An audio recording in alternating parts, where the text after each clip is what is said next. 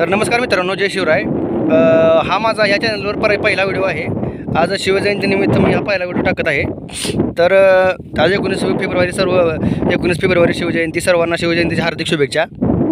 तर आपण गाडीविषयी गाडीचा रिव्ह्यू किंवा गाडीचा ओनरशिप रिव्ह्यू हा टाकणार आहे ह्या चॅनलवर. तरी तुम्ही सर्वांनी सहकार्य करा. आपल्याला समोर दिसत आहे क्लासिक 350 हल्कन ब्लॅक एडिशन. ही गाडी माझी स्वतःची आहे. तर हिचा मी रिव्ह्यू पूर्ण करणार आहे. बाबा ही गाडी काय आहे, म्हणजे कशासाठी, म्हणजे काय आहे, या गाडीचे फीचर्स काय आहेत, चालण्यामध्ये कसे आहे किंवा आणखी काय असेल, म्हणजे गाडीचं पूर्ण काय वेट वगैरे काय सगळं असेल. तर या गाडीचा सर्व ओनरशिप रिव्ह्यू मी करणार आहे. ओनरशिप रिव्ह्यू मी दुसऱ्या व्हिडिओमध्ये करणार आहे, पण ह्या व्हिडिओमध्ये मी पूर्ण गाडीचा रिव्ह्यू करणार आहे. तर ह्या गाडीचं जर वैशिष्ट्य म्हटलं तर हायवे क्रूजला ही गाडी एक नंबर आहे. किंवा ह्या गाडीवर आपण हायवे क्रूजला 80-90ला जर गाडी 100ला जर टाकली तर गाडी काय टेन्शन येत नाही, कारण निवांत चालते गाडी. माझं हे गाडी घेण्यामागचं कारण जर म्हणलं तर पहिल्यापासूनच मला बुलेटची खूप आवड होती.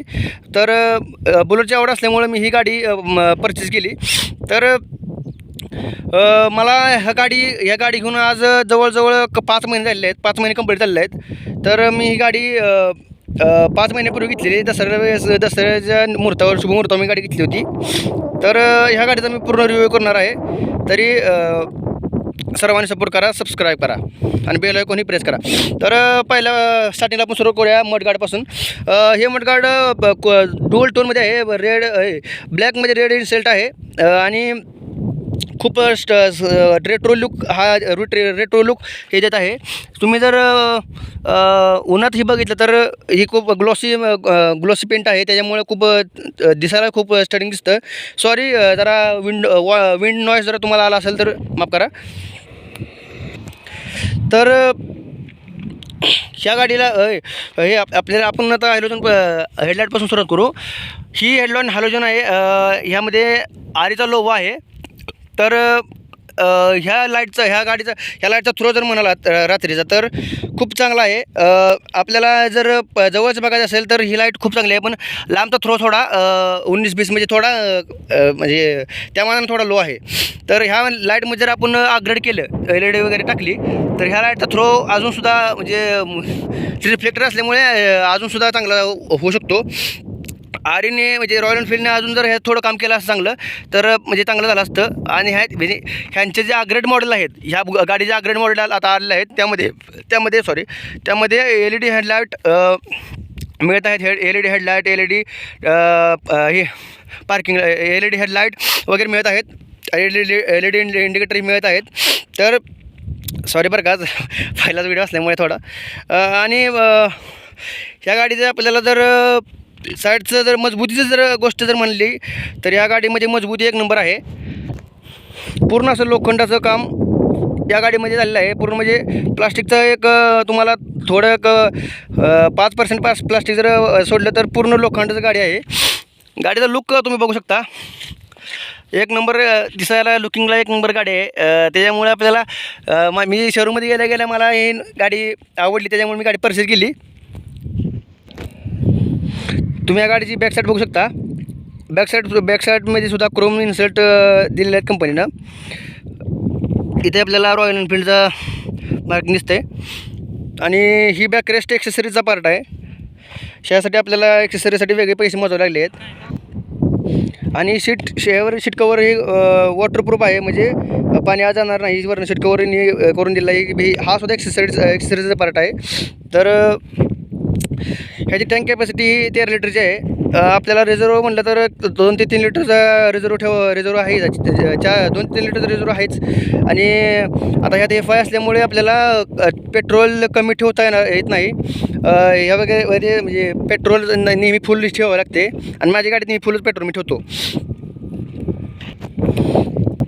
हेडलाईटनंतर हा पायलट लॅम्प मी अपग्रेड केला आहे. म्हणजे थोडे LED वगैरे मी टाकून अपग्रेड केला आहे. तुम्ही बघू शकता, यामध्ये मी निळी लाईट टाकून मी अपग्रेड केला आहे. म्हणजे लुकिंगला सुद्धा एक नंबर दिसते. लांबून सुद्धा आपण रात्रीसुद्धा बघितलं तर एक नंबर दिसते. लुकिंगसाठी एक नंबर आहे हे. त्यानंतर लुक हे आपल्याला साईडना मजबूतीसाठी बंपर कंपनीनं एक्सेसरीज हा पार्ट एक्सेसरीज आहे, पर मजबूतसाठी एक नंबर पार्ट आहे हा बंपर. म्हणजे कसं एखाद्या वेळेस समजा आपल्याला एखाद्या वेळेस गाडी जर क्रॅश झाली तर बंपर का गाडीला होऊ देणार नाही ही गॅरंटी आहे. मजबूती पूर्ण लोहा आहे हा, काय त्याला अडचण येत नाही. त्यानंतर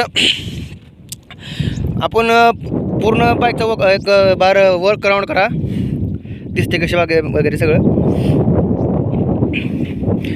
विंड नॉईज जर आली तर जरा कॉम्प्रोमाइज करा, सॉरी माल आहे त्याच्यामुळं.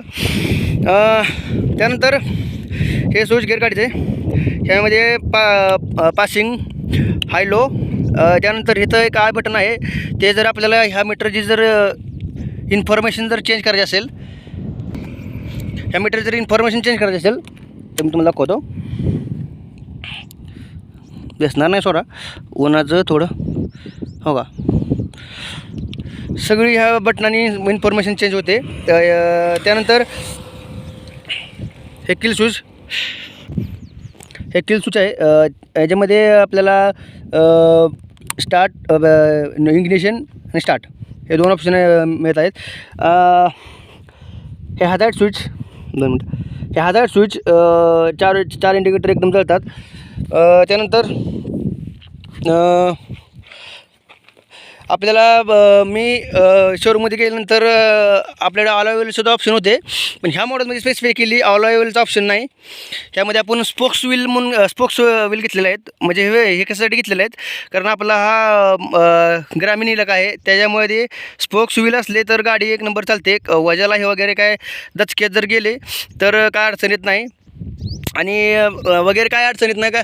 आणि अलोवेलचं कसं असतं, गाडी जर वेटेड आहे ना, वेटेड असल्यामुळं कसं होतं, एक आपल्याला जर आपण जर डबऱ्यात एकदम गेलो तर झटका बसून त्या अलोवेल क्रॅक होण्याची शक्यता असते. म्हणून आपण स्पोक्स व्हील घेतले. स्पोक्स व्हीलचं ॲडव्हान्टेज की किती जर दणक्यात आपलं झटका जर गाडीत बसलं, आपले डबऱ्यात जर गेली तर काय अडचण येत नाही. त्याच्यामुळे आपण स्पोक्स व्हील घेतले. ह्या गाडीला डबल एबीएस येते. गाडीला, सिंगल एबीएस नाही, डबल एबीएस आहे. टॉप मॉडेल गाडीचं आहे, बुलेटचं क्लासिक 3 फूट, सॉरी. तर याला डबल एबीएस येते, डबल डिस्क ब्रेक आहे, तुम्ही बघू शकता. सस्पेन्शन जर म्हणायचं गेलं, सस्पेन्शन जर तुम्ही विचार केलं तर बाबा सस्पेन्शन कसं आहे काय, तर गाडी सस्पेन्शन हा एक नंबर आहे. सस्पेन्शनमध्ये कुशन वगैरे झटकं काय आपल्याला कच्च्या रोडला जर गेलं तर ह्या सस्पेन्शनमुळे काय आपल्याला एवढं हादरा जाणवत नाही आणि सस्पेन्शन एक नंबर आहे. इथं क्लासिक 3 फूटचा लोगो दिला आहे. आता तुम्ही जर सायलेन्सर वगैरे तुम्ही विचार करत असाल की बाबा गाडी घेतल्यामुळे सायलेन्सर जर नक्की चेंज केला असेल, तर हा मित्रांनो सायलेन्सर मी चेंज केला आहे. एक्स्ट्रा आपण 4,000 4,500 देऊन हा सायलेन्सर चेंज केला आहे कंपनी थ्रू. म्हणजे बाहेरनं नाही फिटिंग केला, कंपनी थ्रूच आपण हा सायलेन्सर फिट केला आहे. तर मी आफ्टर मार्केट गोष्टीला जरा जास्तच हे करत नाही. कंपनी फिटिंग आपल्याला आवडतं. कंपनी फिटेडच आपल्याला गोष्टी आवडतात. म्हणजे मी आफ्टर मार्केट गाडी छेडू शकत नाही, कारण पूर्ण गाडीचे सेन्सर दिलेले आहेत. आणि बाकी लोक करतात बघा, बँड पाईप जे असते ते वगैरे कट करून त्यातल्या आतली जे जाळी असते ते कट करून वगैरे सगळं पूर्ण ओपन बेंड पाईप करतात. त्याच्यामुळे ओपन फ्लो होतो, गाडीचा आवाज वगैरे छान येतो. पण त्यामध्ये रिस्क काय असते मित्रांनो, इथे ह्या गाडीले आहेत सेन्सर, ऑटो सेन्सर वगैरे, ऑक्सिजन सेन्सर वगैरे दिलेले आहेत सर्व. म्हणजे पहिले जे इंजन होते ते जे पुश रॉड इंजन होते पहिले, ते कॅन्सल करून कंपनीने हे जे सिरीज इंजन लॉन्च केलेलं आहेत नवीन. तर ह्या इंजनची विषय काय आहे, पूर्ण सेन्सर थ्रू म्हणजे ऑपरेट होते गाडी. तर विषय काय आहे, ह्या गाडीला किक नाही आणि पूर्ण सेन्सरचा खेळ आहे या बाईकमध्ये. आणि त्याच्यामुळे कसं होतं, आपण जर आफ्टर मार्केट जर छेडछाड केली तर पुढे जाऊन आपल्याला प्रॉब्लेम येण्याची शक्यता असते. त्याच्यामुळं आपण आफ्टर मार्केट छेडछाड न करणंच योग्य ठरेल मला असं वाटतं. तर आपण जर आता इंजनबद्दल जर स्पेसिफिकली बोलायचं म्हटलं तर पहिल्या बाईक्समध्ये म्हणजे BS4 बाईक्समध्ये 348 सीसीचं इंजन, एअर कूल्ड इंजन देण्यात येत होतं. आता ह्या जे सिरीज इंजिनची खासियत म्हणजे सांगायचं गेलं तर तुम्हाला जे सिरीज इंजिनची खासियत जर सांगायचं गेलं तर ह्यामध्ये थोडा CC वाढवण्यात आलेला आहे. म्हणजे पूर्ण 350 CC पूर्ण म्हणजे आपण जे आधी 348 CC म्हणत होतो ते आता पूर्ण 350 CC कंपनीने पूर्ण थोडा CC वाढवलेला आहे. त्याच्यामुळे परफॉर्मन्स ह्या गाडीचा पूर्ण चांगला निघून येतो. आता ह्या गाडीला मी जवळजवळ हवेला 130-132 पर्यंत 35पर्यंत पळवलेलं आहे. करी व्हायब्रेशन म्हणजे नाच्या बरोबर व्हायब्रेशन आहे मित्रांनो. आणि मला ह्या गाडीचं डिसॲडव्हान्टेज काय वाटतं की बाबा आता ह्या गाडीला किक नाही, त्याच्यामुळे एखाद्या वेळेस जर गाडी जशी 2-3 व 4-5 वर्ष जसं गाडीला होईल तसं ह्या गाडीचं बॅटरी उतरल्यानंतर जे बाबा आपण कशी चालू करणार गाडी, कसं ढकलत चालू करू शकत नाही ना, पूर्ण सेन्सर आहेत गाडीला. त्याच्यामुळं मला डिसॲडव्हान्टेज हे वाटतो की बाबा गाडीला किक द्यायला पाहिजे होती, कारण सेल्फ जर बॅटरी जर उतरली तर आपण किकनं चालू करू शकतो गाडीला. मग कंपनीनं सेल्फ द्यायला पाहिजे होता असं मला वाटतं. ह्या गाडीचा ग्राउंड क्लिअरन्स भरपूर आहे. म्हणजे तुम्हाला जर गावातले जे लोक आहेत ते समजू शकतील. बांधा वगैरे जर गाडी गेली तर गाडी खालनं अशी थटते, तर त्या आता ग्राउंड क्लिअरन्स बऱ्यापैकी आहे, त्याच्यामुळे गाडी थटणार नाही हीच गॅरंटी आहे.